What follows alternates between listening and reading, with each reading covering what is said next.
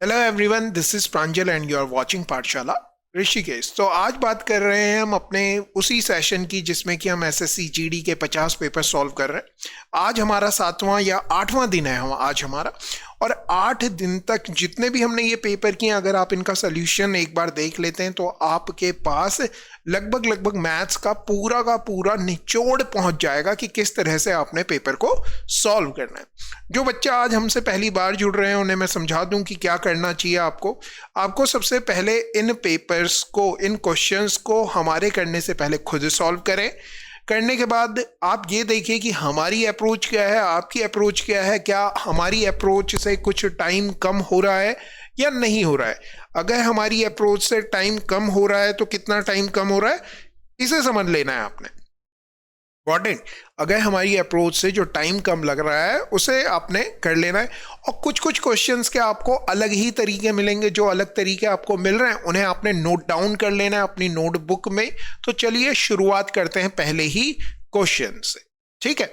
तो पहला क्वेश्चन कह रहा है कि किसी संख्या के 40% का 15% किसके बराबर है, 30 के बराबर है। तो 40% को आप लिखोगे 2/5, 15% को आप लिखते हो 3/20 की वैल्यू दे रखी है 30। इस 3 से ये 3 कट गया, इस 2 से ये कटेगा 10, 5 बार, 5 पंजे 25 दूनी 50, 500 आंसर आ जाएगा। 2 सेकंड का क्वेश्चन था, इस तरह से आप इस क्वेश्चन को कर सकते थे, ठीक है। किसी बच्चे को अगर दिक्कत हो रही हो तो वो x का 40% 40/100 गुणा गए 15/100 का मान कितने के बराबर है, 30 के बराबर है। इस तरह से भी x का मान निकाल सकता है, कोई प्रॉब्लम नहीं है। 2 सेकंड का सवाल था तो इसमें ज्यादा टाइम लगा के कोई फायदा है नहीं। Got it. अगले क्वेश्चन की तरफ चलते हैं। अगला क्वेश्चन बहुत ही प्यारा सा है। अब बहुत सारे बच्चे बोल रहे थे सर कैलकुलेटिव है, कैलकुलेट करना पड़ रहा है। हाँ बिल्कुल कैलकुलेट करना पड़ेगा, मगर एक चीज समझो, 10%, 15% और 20% की 3 छूटें मिल रही हैं। आपने बोला हाँ, मोटा मोटी अगर आप तीनों को जोड़ भी लोगे ना तो आप कहोगे 40-42 के करीब होना चाहिए, है ना। ऑप्शंस को अगर देखें तो पहला ऑप्शन तो 1% भी नहीं है, दूसरा ऑप्शन 400% के करीब है, तीसरा ऑप्शन 3% के करीब है और चौथा ऑप्शन 40 के पास है। तो यही आंसर हो जाएगा। कैलकुलेट करने की बिल्कुल भी जरूरत नहीं थी इस क्वेश्चन में। ये अप्रोच आपको समझनी होगी कि 10%, 20%, 15% को अगर थोड़ा अप्रोक्सीमेट भी देखोगे तो 40% के करीब मोटा मोटी आ रहा है। अरे 10, 10, 20, 40, 45% हो रहा है, थोड़ा सा कम होगा। थोड़ा कितना कम होगा यार, ठीक है ना। तो ये आंसर हो जाएगा। वैसे करना कैसे चाहिए था, एक अप्रोच तो है सक्सेसिव वाली, 10% की छूट का मतलब 100 की चीज को 90 में बेचोगे, 15% का मतलब 100 की चीज को 85 में बेचोगे, 20% का मतलब 80 में बेचोगे 100 की चीज को। ये तरीका हो सकता है। 2 0 से ये 2 0 कैंसिल आउट हो गए। 5 से अगर काटोगे, 5 से 17 बार, 5 से 20 बार ये कट गया। फिर अगर आप देखेंगे 4 दूनी 8 और 4 पंजे 20 ये आ गया। और कुछ कटता है क्या, हाँ 2 से ये भी कट जाता है। मतलब इतना ही काटो, इतना ही काटो। इसे मेरे ख्याल से 5 हो ये। फिर आपने क्या करना है, इनका मल्टीप्लाई कर लेना। इसे 5 है, ये 2 है, इसे 2 से कर लेते हैं मल्टीप्लाई, इसे भी 2 से कर लेते हैं, तो ये 4 हो गया, है ना। तो ये आपने बेसिकली करना है। 17 तिया 17, 17 नम्बे 153, 153 गुणा गए 4, 153 इंटू 4, और ये देखोगे 1000 है ना। तो 15 चक्कू 60, 612 आंसर आ गया। 612 का बेच रहे हो 1000 की चीज को। देखो इतना टाइम लगना है। 1000 की चीज को 612 में बेच रहे हो, कितने कम में बेच रहे हो। तो आप कहोगे 388 रुपए कम में बेच रहा हूं। कितने की चीज को, 1000 की चीज को इतने का ही तो डिस्काउंट दे रहा हूं। इनटू 100 करोगे, 2 0 से ये कट जाएगा, ये यहां 38.5% आंसर आ जाएगा। कैलकुलेट करके भी दिखा दिया, बिना कैलकुलेशन के कैसे होना था ये भी समझा दिया। अप्रोच जो मैं कह रहा हूं उस पे ज्यादा फोकस करो, जो कि मैं कर रहा हूं उससे। Got it. अगला क्वेश्चन देखिए, question number 2। A can complete 2/5 of the work in 12 days। 2/5 का मतलब 12 दिन में कर रहा है, और ये इतने दिन में कर रहा है उन्होंने की संख्या जिसमें ए और बी मिलकर काम करते हैं। तो आपने कहा ए कितने दिन में कर रहा है, 2/5 वर्क कर रहा है 12 दिन में, मतलब पूरा काम करता तो 30 दिन लिखते, 30 दिन इसे लग रहे हैं। बी को देखोगे 7 3 21, 3 8 24, 24 इसे लग रहे हैं। इन दोनों को A B upon A plus B करोगे तो 54 हो रहा है। दोनों किससे कट जाते हैं? 6 से कटते हैं। 6 पंजे 30, 6 9 54, फिर 3 से और कट जाता है। 3 3 9, 3 8 24, 40/3 एक ही ऑप्शन है। आंसर लोगे, आंसर हो जाएगा। क्या किया? फिर से पूरी अप्रोच समझो। 2/5 काम को करने में लग रहे हैं 12 दिन। 2 से इसे काटा, 6 आ गया। मतलब पूरा का पूरा अगर काम निकालना है तो इस 5 को इधर लेके जाऊंगा। पूरा काम करने में कितना दिन लग रहा है? 30 दिन। तो ये मैंने 30 दिन ले लिया। ऐसे ही 7/8 वर्क करने में लग रहे हैं 21 दिन। 7 से इसे काटा, 3 आ गया और 3 8 24। तो पूरा का पूरा काम करने में कितना दिन लग रहा है? 24 दिन लग रहे हैं। किसे? दूसरा आदमी को, जो कि बी है। तो ए कर रहा है 30 दिन, एक काम 30 दिन में, बी कर रहा है 24 दिन में। A B upon A plus B दोनों मिलके काम कितने दिन में करेंगे? तो यही अप्रोच होती है। इस तरह से आप इस क्वेश्चन को कर सकते थे। अगला क्वेश्चन देखते हैं, बहुत ही प्यारा सा लिखा हुआ है। आपको क्या करना है? एक एक मकबरे जो कि अर्ध गोलाकार गुंबद को चित्रित किया गया है, पेंटिंग करनी है। पेंटिंग करनी है का मतलब है इस तरह से होगा मकबरा, है ना। क्या कहते हैं इसे? हेमिस्फेयर की शेप का होगा। पेंट करना है। पेंट करने का मतलब है इसका सरफेस एरिया चाहिए हमें। ठीक है, सरफेस एरिया का फॉर्मूला देखोगे तो 2πr² होता है। और इसमें कितने रुपए लग रहे हैं पेंट करने के? 20 पैसे प्रति सेंटीमीटर के लग रहे हैं। 20 पैसे प्रति सेंटीमीटर के। तो 20 पैसे से मल्टीप्लाई कर देंगे। सेंटीमीटर के लग रहे हैं, स्क्वायर के लग रहे हैं। ठीक है, तो 1 मीटर के कितने लगाएंगे? तो ये ऐसा करना, इसमें इंटू 100 कर लेना। इतने पैसे हो गए, इतने पैसे लगने चाहिए। इसे 100 से डिवाइड कर लेना। ये वाली बात समझ में आ रही है? अब आपने क्या करना है, ये तो मैं बस ऐसे ही लिख रहा हूं फॉर्मूला, आंसर तो मैं यूं बताना हूं इसका।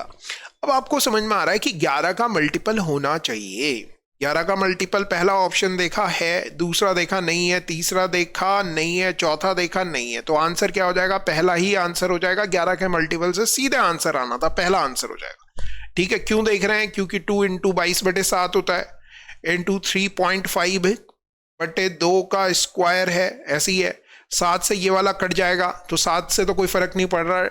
अप्रोक्सीमेट वैल्यू नहीं आनी है, पूरी पूरी वैल्यू आनी है। तो पहला आंसर हो जाएगा। कैलकुलेट करने की बिल्कुल भी दरकार नहीं थी, मगर आपने करना नहीं है कैलकुलेट, ये याद रखना।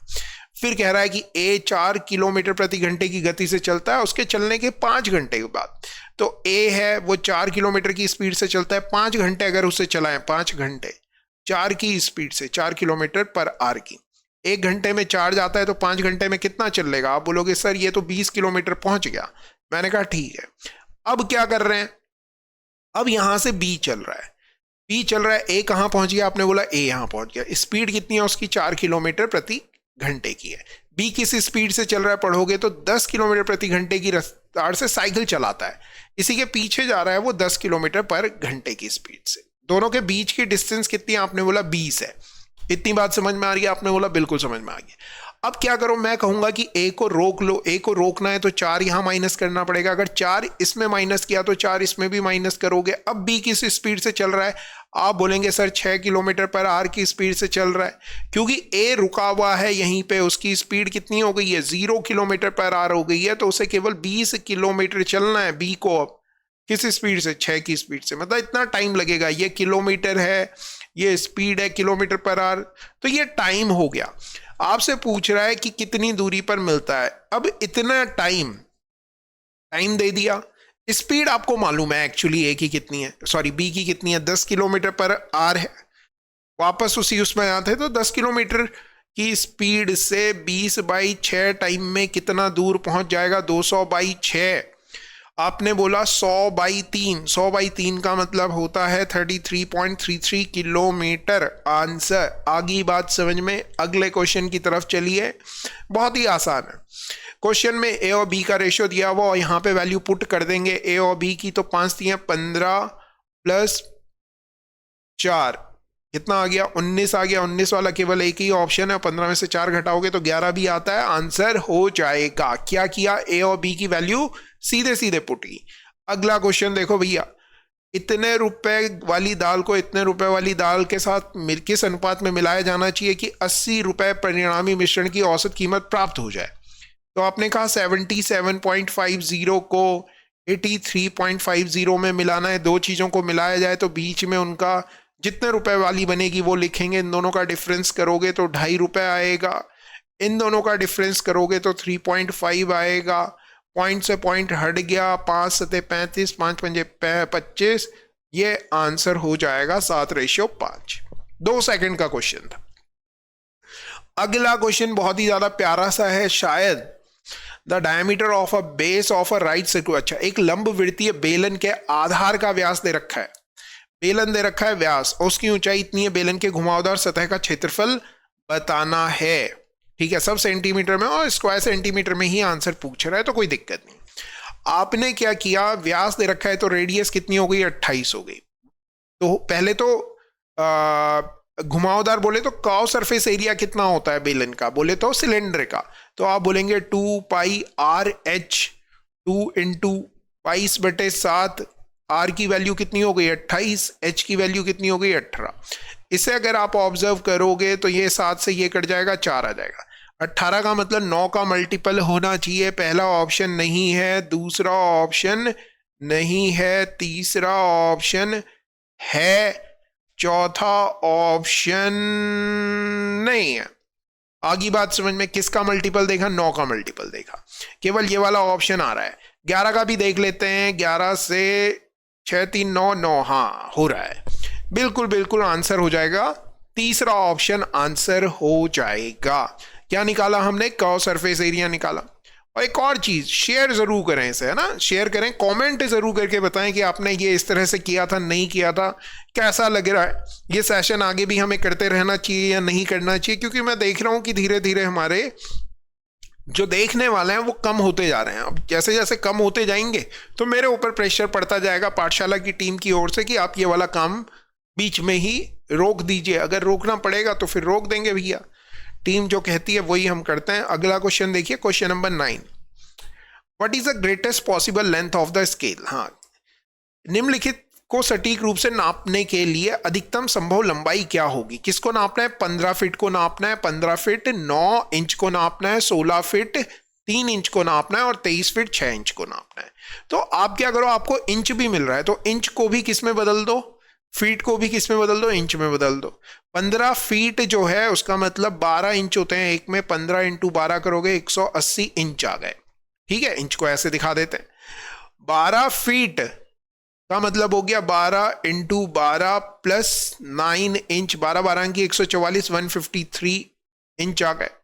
16 फीट 16 गुणा गए 12 प्लस 3 इंच कर दिया, तो 12 छके 72 और 12 एकम 12 और 7, 12 और 7 जोड़ोगे ये आ गया, इसमें 3 जोड़ोगे 195 आ गया। आपने बोला ओके ठीक है, इतना इंच। 23 फीट कह रहा है, इतने इंच प्लस 6, तो 6 कॉमन ले लूं तो 23 दूनी 46, 46 में 1 जोड़ दिया 47, और 47 का कितना कर दूं टाइम्स, 47 का 6 टाइम करना है, 47 गुणा गए 6 कर देते हैं, तो 50 छके 300 होता है, 300 में से 18 घटा लेते हैं तो 282 आ गया। 3 चौको 12, नहीं कितना घटा रहे हैं, 18 घटा रहे हैं, 6 3 18, हाँ 47 ही हो रहा है। एक बार फिर से देख लेता हूँ यार, 46 हो रहा है, पहले 6 कॉमन ले लिया, 23 दूनी 46, 46 और 1 47, 47 छके 42, हाँ ठीक है, इतना हो रहा है। अब आपने क्या किया, आपने ये देखना है कि सबसे कम डिफरेंस कहां से मिल रहा है, तो आपने बोला इन दोनों के बीच में सबसे कम डिफरेंस मिल रहा है, सॉरी इन दोनों के बीच में सबसे कम डिफरेंस मिल रहा है 15 का। 15 से ये डिवाइड होता है मगर ये डिवाइड नहीं होता, ये डिवाइड होता है मगर ये डिवाइड नहीं होता, तो 15 को भी ब्रेक किया आपने 3 और 5 में। 5 को बाहर कर देते हैं क्योंकि ये दोनों डिवाइड नहीं होते, ये दोनों डिवाइड नहीं होते 5 से। 3 से देखो जी डिवाइड होता है, डिवाइड होता है, डिवाइड होता है, डिवाइड होता है, बिल्कुल, तो 3 आंसर हो जाएगा, 3 इंच आंसर हो जाएगा। इस तरह से सवाल किया जा सकता था, हल्का सा कैलकुलेटिव था, कोई दिक्कत नहीं। अगला सवाल बहुत ही प्यारा सा लिखा हुआ है, पढ़िए इसे। कह रहा है कि 1800 रुपए में 200 अमरूद खरीदे, इसमें से कुछ अमरूद सड़ गए। अच्छा, खरीदे मतलब कॉस्ट प्राइस दे रखी है ये, कुछ सड़ गए, उन्हें फेंक दिया गया। अब बचे हुए अमरूदों को 14 रुपए प्रति अमरूद के हिसाब से बेचता है और 230 रुपए का लाभ कमाता है। ठीक है, समझ में आ गई आपको बात। आपने कहा कि ए ही अमरूद बचे होंगे मान लो, तो 14 के हिसाब से ए अमरूद बेच रहे हो तो 14 ए अमरूद हो गए, और इतने में बेच के उसे कितने का लाभ हो रहा है? 230 का लाभ हो रहा है। मतलब कॉस्ट प्राइस तो निकल ही रही है, साथ में 230 रुपए एक्स्ट्रा और मिल जा रहे हैं, तभी तो लाभ होगा। आपने बोला ठीक है। हमने क्या माना, जब सड़ गए अमरूद तो केवल ए अमरूद बचे, ए अमरूदों को 14 रुपए के हिसाब से बेचेगा तो इतने के बेचेगा। ये जो वैल्यू होगी इसमें कॉस्ट प्राइस भी निकलेगी और साथ में लाभ भी निकलेगा, ऐसी सवाल में कहा जा रहा है। दोनों को अगर आप ऐड करोगे तो आपके पास आ गया 200, 2 20 30, 2030। 7 से काट दूं, 7 दूनी 14, 7 दूनी 14, कितना बच गया? 6, 7 9 63 0, 2 से इसे काट दिया, 145 आ गया। कितने अमरूद आ गए भैया? जो सही सलामत बचे हैं 145 अमरूद बचे हैं। टोटल अमरूद कितने थे? 200 थे। 145 खराब हो गए तो बच कितने गए? 55 अमरूद बच गए। 55 अमरूद को यही पूछ रहा है, फेंके गए बचे नहीं, मतलब फेंके गए अमरूद कितने हैं? 55 है। अमरूदों का प्रतिशत बताना है। प्रतिशत मतलब 200 का कितना प्रतिशत है ये? 200 में से कितने फेंक दिए? ये देखो जी, 55 का आधा करोगे 27.5 आ जाएगा प्रतिशत आंसर। आई होप आपको कॉन्सेप्ट समझ में आया हो। जब भी बड़ा क्वेश्चन लिखा हुआ ना तो हल्का सा सुकून भरी निगाहों से उसे देखो, क्वेश्चन होगा, आंसर आएगा, देखना है। अगला क्वेश्चन, राज को एक काम पूरा करने में सुजय से दुगना समय लगता है। अब सुजय का टाइम दे देते तो बात ही क्या थी? रौनक से 3 गुना समय लगता है। सुजय अकेले 6 दिनों में काम करता है। अरे वाह, सुजय का ही टाइम दे दिया, सुजय का टाइम दे दिया 6। सुजय, तो हमें मालूम है कि राज जो है उससे कितना टाइम ले रहा था? दुगना, मतलब 12 टाइम लेगा, 12 दिन लेगा। रौनक से 3 गुना समय लेता है। अब ये रौनक से 3 गुना समय लेता है राज, रौनक से 3 गुना, मतलब किसका 3 टाइम है? तो आप बोलेंगे 4 का 3 टाइम है। तीनों मिलकर उसी काम को कितने दिन में करेंगे? तो तीनों का एलसीएम ले लो। अब तो क्या ही बचा क्वेश्चन में? 12, 1, 3, 2, 6 से 12 को डिवाइड करोगे, 6 आ गया ना तीनों का मिलके, 12 को डिवाइड करोगे, 2 दिन में काम हो जाएगा। ठीक है जी, हो गया क्वेश्चन? आपने बोला बिल्कुल। क्वेश्चन को पहले रीड करना है, उसके बाद एक्शन लेना है। पहले एक्शन ले लोगे, बाद में रीड करोगे तो टाइम लग जाएगा, ये वाली बात याद रखनी है। रमा ने अपने साप्ताहिक वेतन का 5/8 भाग किराए पर, शेष वेतन का 1/3 भाग भोजन पर खर्च करती है। ठीक है जी। रुपए छोड़कर अन्य खर्चों के लिए 40 रुपए उपलब्ध हैं। अच्छा, राम का साप्ताहिक वेतन बताइए। रमा का, सॉरी रमा लिखा हुआ है, Rama spend 5 and 1 of the remaining. Okay, तो देखो लीविंग इतना अवेलेबल फॉर अदर एक्सपेंसेस। अच्छा जी, अब आपने ऐसा देखा कि 1 रुपए थे, 5/8 चले गया तो बचा कितना? 3/8। 8 में से 5 चले गया तो 3/8 बचा। अब 3/8 चले गया और जो बचा है वो 1/3 कह रहा है, 1/3 भी चले गया, भोजन पे खर्च कर देती तो बचता कितना है? 2/3 बचता है। इस हिसाब से उसके पास कितने रुपए बच रहे हैं? 40 रुपए बच रहे हैं। हमें 1 की वैल्यू बतानी है। 3 से 3 कट गया, इससे ये कट गया, 4 आ गया, 4 से यहां मल्टीप्लाई करोगे 160 रुपए उसका साप्ताहिक वेतन है। Got it? अगला क्वेश्चन देखो जी, बहुत ही प्यारा सा लिखा हुआ है। 45 छात्रों का औसत वजन दे रखा है। 45 छात्र थे, औसत वजन कितना था? 55 था।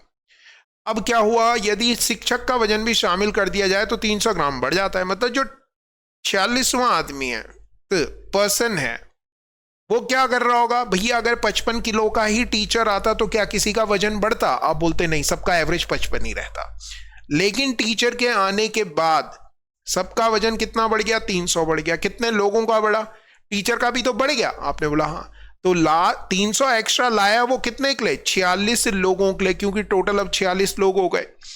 ठीक है, इसे थोड़ा सा, ये ग्राम में है, ये याद रखना, ये केजी में है, यूनिट सेम करनी पड़ेगी ना मेरे भाई। तो पॉइंट यहां लगा लो, 0.3 kg एक्स्ट्रा लाया तो 46 तियां कर लेते हैं, तीन छके 18, तीन चक्कू 12,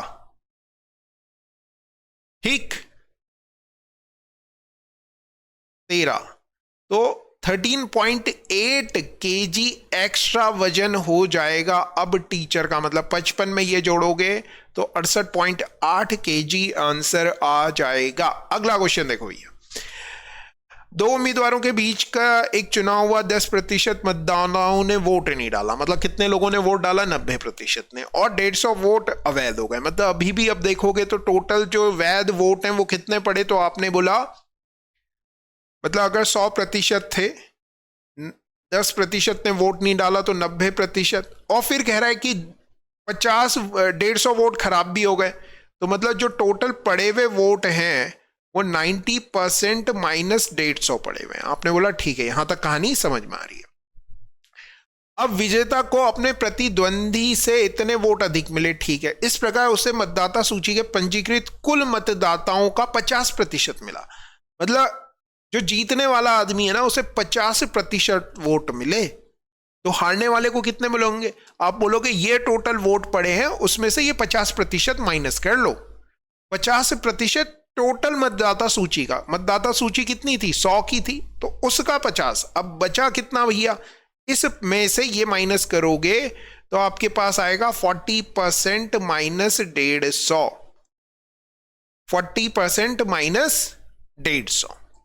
आगे बात समझ में? मतलब जो हारने वाला कैंडिडेट है उसे इतने वोट पड़े, जीतने वाले को इतने पड़े, दोनों का अंतर आपको दे रखा है 350 वोट, दोनों का डिफरेंस करोगे तो 50% माइनस 40% माइनस 150 ऐसे ही होगा। अंतर करोगे तो भैया देखो ये कितना आ गया, 10%। उन्हें पता है कि आप यहां पे माइनस प्लस नहीं करोगे, इसलिए गड़बड़ हो रहा होगा आपका, अगर आपने किया होगा ये क्वेश्चन, तो प्लस 150 होगा।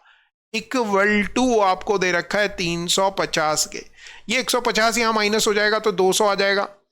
10% की वैल्यू 200, तो 100% की वैल्यू 2000। अब आपको समझ में आ रहा है जो हारने वाला कैंडिडेट है उसे कितने वोट पड़ रहे हैं, 40% माइनस 150। 150 को भी परसेंटेज में बता देते हैं क्योंकि पंजीकृत पराजित उम्मीदवार के मतों की संख्या पूछ रहा है, तो हम इस 150 को ना परसेंटेज में देखते हैं कितना होता है। 150 2000 का कितना परसेंट है, ये कर लो सीधे सीधे, पूरा निकालने की जरूरत नहीं है। तो आपने कहा 7.5% हो रहा है, मतलब 40% में से 7.5% ये घटाएंगे तो आंसर आ जाएगा 32.5% आंसर। Got it? समझ में आ गई बात? क्लियर है? दिक्कतें, गिले शिकवे नहीं? अगला क्वेश्चन देखिए, a selling price of 28 item is equal to cost price of 16 item. 28 वस्तुओं का विक्रय मूल्य है, तो 28 का विक्रय मूल्य 16 के लागत मूल्य के बराबर है। कल भी किया था हमने कहा था कि विक्रय मूल्य ये लिखा हुआ, लागत मूल्य यहां लिखा हुआ, ऐसे समझा करो इसे, बराबर ये है, बराबर ही कह रहा है, बराबर है ना? हाँ, तो कितने का फायदा हो रहा है या लॉस हो रहा है? तो आपने बोला 12 का लॉस हो रहा है, कितने रुपए लगा के हो रहा है, तो लागत मूल्य कितनी है, 28 है, 4 से काट दो, 4 तियां 12, 4 सते 28, 1/7 14.28 होता है, 14.28 होता है। इसको 3 से मल्टीप्लाई करोगे, 14 तियां 42 वाला एक ही ऑप्शन है जो लॉस में हो, यह आंसर हो जाएगा। अगला क्वेश्चन देखो भैया, 15% और 6% क्रमिक छूट देने पर एक वस्तु का विक्रय मूल्य इतना हो जाता है। दो तरीके हो सकते हैं, छूट दे रहा है तो आप क्या करें, इतना हो जाता है, मान लो कि C रुपए की कोई चीज थी या M रुपए की कोई चीज थी, 15% मतलब 85/100 कर लो, फिर 6% की भी छूट दी तो 94/100 कर लो, और इसकी वैल्यू कितनी हो जाती है, 9588 हो जाती है। सीधा सीधा सा ये तरीका हो गया पहला। तो M की वैल्यू निकाल लोगे, कट जाएगा, देखो ये 17 से कटता है, 17 पंजे 85, 17 से इसे भी काटो, 17 पंजे 85, 10 आ गया, 17 छके 102, 17 चकू 68। आगे बात समझ में? 5 से ये कट जाएगा 20 बार, कोई दिक्कत नहीं है। 94 है, 94 से सीधे से काटो, कटेगा, पूरा पूरा कटना है। 94 छक्के 564 हो जाता है, ठीक है। अब आपके पास क्या आ गया, M की वैल्यू आ रही है 2030, 6 दूनी 12, 12,000 आ गया। कर सकते थे ऐसे, आपने बोला हाँ कर सकते हैं, मगर काटने में थोड़ा सा टाइम लग सकता है। अब काटने का मतलब है कैलकुलेशन अच्छी होनी चाहिए, 20 तक 30 तक पहाड़े याद होने चाहिए एकदम द्रुत गति से, 2 सेकंड नहीं लगना अदरवाइज। 2 नंबर हैं जिनका अनुपात दे रखा है और उनका एलसीएम दे रखा है। जब भी नंबर हो तो एच एक्स और एच वाई लो। एच कॉमन है, एक्स और वाई की वैल्यू दे रखी है, मतलब मैं लिख दूं 5h और 9h। एलसीएम जो हो जाएगा, एलसीएम का मैंने फॉर्मूला बताया था कि एच एक्स वाई होता है, तो एक्स और वाई की वैल्यू आपको पता है। एलसीएम कितना है, 405 है। एच एक्स वाई, एच कितना है, एच ही तो निकालना है। एक्स और वाई कितना है, 5 और 9 है। 5 से काटोगे 5 8 40, 5 ही कम 5, 9 से काटोगे 9 आ गया। एच की वैल्यू आ गई भैया 9 आ गई। 9 के मल्टीपल होने चाहिए दोनों ऑप्शन, ये नहीं होगा, ये नहीं होगा, ये नहीं होगा, यही होगा। वैसे हम क्या करते हैं, एच की वैल्यू ये आ गई, यहां पुट करते 45 और 81 आंसर आ गया। ये क्या था, फर्स्ट नंबर, ये क्या था, सेकंड नंबर। एलसीएम निकालना होता तो ये है फॉर्मूला, ये याद रखो। पेपर क्वेश्चन आसान है। अगला, एक बैंक 5 प्रति वर्ष की दर से चक्रवृद्धि ब्याज देता है जो अर्धवार्षिक रूप से संयोजित होता है। ठीक है, अर्धवार्षिक रूप से। एक ग्राहक ने एक वर्ष में 1 जनवरी को और 1 जुलाई को प्रत्येक को 1600 रुपए जमा किए। तो आप क्या करो, 5% ले रहा है साल भर का, मगर छमाही कह रहा है तो 2.5% हो जाएगा छमाही के लिए। 2.5% को लिखते हो आप 1/40, मतलब 40 की चीज कितने की हो जाएगी, 41 की हो जाएगी। अब आपने किया क्या, 1600 रुपए दिए। जो 1 जनवरी को 1600 रुपए दिए उस पर फोकस करो, तो उस पर 40 से 41 हुआ पहले 6 माह में, और फिर अगले 6 माह में फिर से 40 से 41 होगा। 2 बार होगा नहीं होगा, 40 × 40 1600 से ये कट गया। इसका अगर प्रोडक्ट करोगे तो 1681 होता है। 41 का स्क्वायर याद होना चाहिए मेरे प्यारे बच्चों, बार बार कह रहा हूं। ठीक है, फिर आपने बोला सर दोबारा भी तो कर रहा है। हाँ, जुलाई से जब लास्ट तक जाएगा तो एक ही 6 माह आएगा, तो 1600 पे केवल 41/40 करो, 40 से कट जाता है, 40 बार मल्टीप्लाई करोगे 1680 आ जाएगा, नहीं 4 × 4 1640 आ जाएगा। 1640 आ गया, है ना। आई बात समझ में? आपने बोला हाँ, तो आपने क्या करना है, ब्याज बताना है आपको कितने का मिल रहा है। तो भैया 1600 और 1600 तो आपके ही पैसे थे, ब्याज ये 81 और ये 40 ही तो, इनको जोड़ो और कहो 121 आंसर हो जाएगा। अगला क्वेश्चन बहुत ही प्यारा था वो पिछला क्वेश्चन, सही से देखना उन्हें। एक व्यक्ति 20 किलोमीटर प्रति घंटे की गति से एक स्थान पर गया और 30 किलोमीटर प्रति घंटे की गति से वापस आ गया। भैया गया 20 से है और वापस आया 30 से, और इस पूरी ड्यूरेशन में उसे जो टाइम लगा वो लगा 2 घंटे।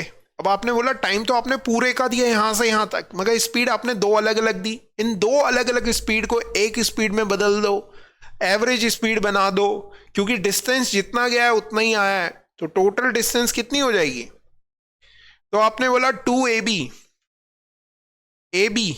अपॉन A + B होगी 2 × 20 × 30 अपॉन 50। 0 से 0 कट गया, 5 चौकू 20, 4 × 3 12 दूनी 24 आ गया। 24 स्पीड आ गई, एक स्पीड निकल गई हमारी 24 किलोमीटर प्रति घंटा। यहां से लेके यहां तक पहुंचने में 24 किलोमीटर प्रति घंटे के हिसाब से 2 घंटे लगते हैं। तो कितना दूरी है, तो आपने बोला 48 किलोमीटर है।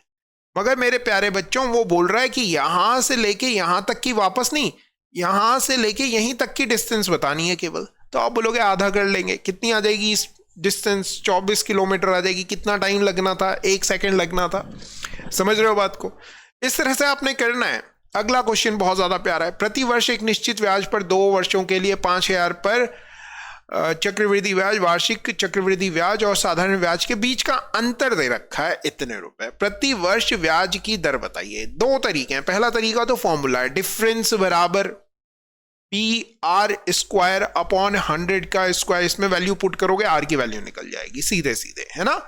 इसी पे रख लो, ज्यादा दिमाग मत लगाओ। 5000 R की वैल्यू नहीं पता, R² अपॉन 100 का स्क्वायर, तो 1 2 3 4, 1 2 3 1 2 3 इससे ये काट दिया, 2 आ गया, 72 दूनी 144, आर का मान आ गया भैया 12, ज्यादा कुछ करने की जरूरत नहीं थी, 12% आ गया। वैसे दूसरा तरीका भी था हमारे पास, मगर वो समझना थोड़ा सा मुश्किल है।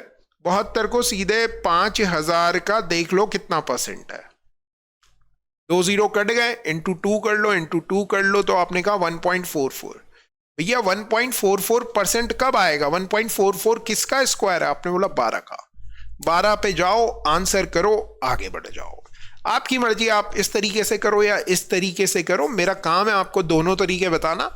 आपने दोनों तरीके याद रखने हैं, कभी इस तरीके से आसान पड़ेगा, कभी इस तरह से आसान पड़ेगा, तो जो भी आपको सही लगे वो यूज कर लो। Thank you very much. पढ़ते रहो, करते रहो, लाइक कमेंट शेयर जरूर करो। कमेंट नहीं कर रहे हो यार तुम, मजा नहीं आता ऐसे। कम से कम बताओ तो सही कि कौन कौन बच्चा देख रहा है और देख भी रहे हो। चलो फिर ठीक है, thank you very much, have a nice day. पढ़ते रहो, करते रहो। ये 50 सेशन जब तक आप करोगे ना, मैं दूसरा प्रांजल बना दूंगा। एक प्रांजल तो आपके सामने ये है, और एक प्रांजल स्क्रीन के दूसरी साइड वहां होगा। हमारे साथ इतनी कंसिस्टेंसी, 50 दिन कोई बच्चा बैठ गया तो भाई साहब वो जीडी क्या, सीपीओ, सीजीएल, सीडीएस, किसी का भी एग्जाम देने जाएगा, मैथ्स में उसे कुछ नहीं होने वाला। मैथ्स ही पढ़ा रहे हैं तो मैथ्स में तो क्या ही करोगे, क्या ही मैथ्स तुम्हारा उखाड़ेगी, तुम ही उखाड़ोगे जो उखाड़ना है। ठीक है, चलो फिर ठीक है, thank you very much, have a nice day. पढ़ते रहो, करते रहो, कल मुलाकात होती है।